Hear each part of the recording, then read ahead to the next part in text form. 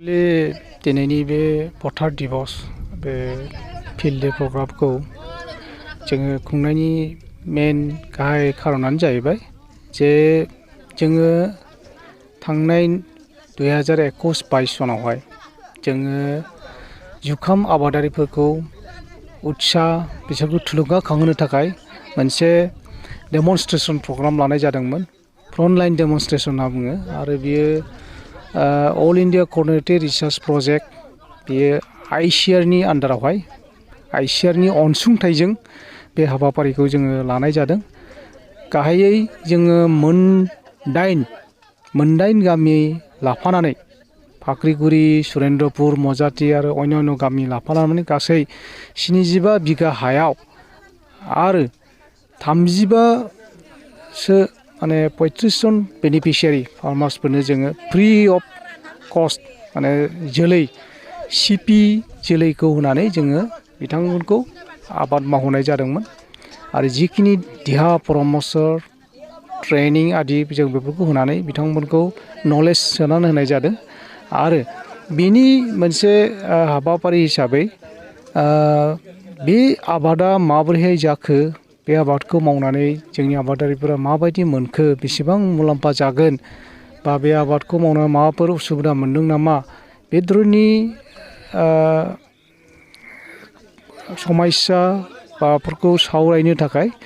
आरो अभाब अभिजग बा गावबागाव एक्सपिरियेन्सखौ शेयार खालामनो थाखाय दिनै जोङो बे फिल्ड डे पथार दिबस हाबाफारिखौ जोङो दिनै बे फाख्रिगुरि गामिनि फोथाराव, फाख्रिगुरि आरो सुरेन्द्रपुर गामिनि फोथाराव बे हाबाफारिखौ खुंनाय जादों। उद्देस्यआ जाहैबाय जोंनि जुखाम आबादारि बिथांमोनखौ थुलुंगाखांहोनाय, बिथांमोना जाहाथे माइ आबाद मावखांनायनि उनावहाय जुखामखौ मावनानै डाबल क्रपिं बेबायदि जाहाथे डाबल क्रपिं खालामनानै जाहाथे बिथांमोना बांसिनै इनकाम मोननो हायो, बेनिखौ उद्देस्य लानानैनो बे हाबाफारिखौ खुंनाय जादों। दिनैनि हाबाफारिखौ এই বছর আমি 3খন গাঁও মিলাই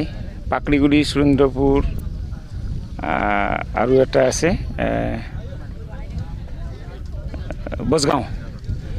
এই 3খন গাঁৱৰ ভিতৰত আমি মাকৈ 10 হেক্টৰ মাকৈ আমি খেতি কৰিছোঁ ফ্ৰণ্টলাইন ডেমনষ্ট্ৰেশ্যন। তো আজি ফ্ৰণ্টলাইন ডেমনষ্ট্ৰেশ্যনৰ ওপৰত ভিত্তি কৰি আমি পথাৰ দিৱস পাতিছোঁ ফিল্ডে, আৰু ইয়াত প্ৰায় 50-60 জন মানুহ গোট খাইছে আৰু তেখেতসকলৰ খেতি কৰোঁতে কিখিনি অসুবিধা হ'ল আৰু কিমান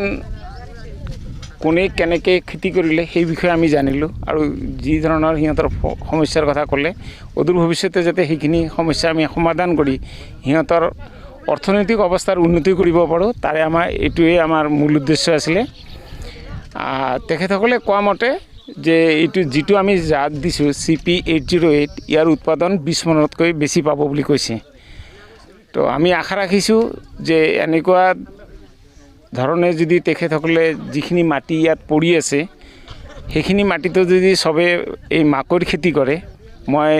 তেখেতসকলৰ ভাষণত মই কৈছোঁ যে আৰু বেলেগ বেলেগ ধৰণৰ উন্নত জাত আছে,